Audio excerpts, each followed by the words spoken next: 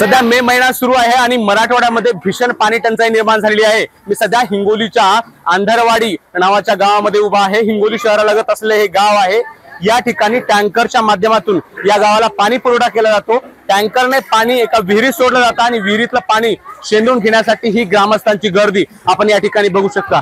दिवसभराचे हातात असलेले सर्व कामे सोडून येथील महिला, पुरुष यासह लहान मुलं जे ते पाणी घेण्यासाठी या ठिकाणी दाखल होतात।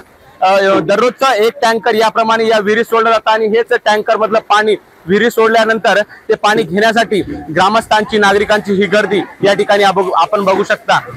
टँकरचं मोजकच पाणी या ठिकाणी सोडलं जातं, त्यामुळे कमी प्रमाणात पाणी नागरिकांना मिळतं आणि त्याच पाण्यातून पिण्याच्या पाण्याचं व्यवस्थापन केलं जातं। वापरण्याचं पाणी यासह कपडे धुण्याचं पाणी सुद्धा येथूनच नेलं जातं। त्यामुळे पाणी जे ते अपूर्ण पडते, कारण हे पाणी पिण्यासाठीच पुरेसं होत नाही तर इतर पाण्याचा उपयोग काय करावा असा प्रश्न येथील नागरिकांना पडलेला आहे।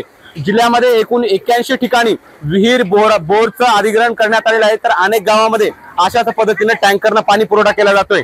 येथील नागरिकांची, ग्रामस्थांची एकच मागणी आहे की आम्हाला कायमस्वरूपी पाणी देण्यात यावं, जेणेकरून आमचा पाणी टंचाईचा हा जो दरवर्षी भेडसावणारी समस्या ही काहीशी थांबेल आणि यामुळे पाण्या टंचाईला जे ते तोंड द्यायची गरज पडणार नाही। परंतु सध्या दुपारची वेळ आहे, प्रचंड तापमान वाढलंय आणि या तापमान वाढलेलं असताना सुद्धा नागरिकांची या ठिकाणी पाणी घेण्यासाठी मोठी गर्दी या ठिकाणी पाहायला मिळते। त्यामुळे प्रश्न आकाश माधव दिपके, एबीपी माझा, अंधारवाडी, हिंगोली।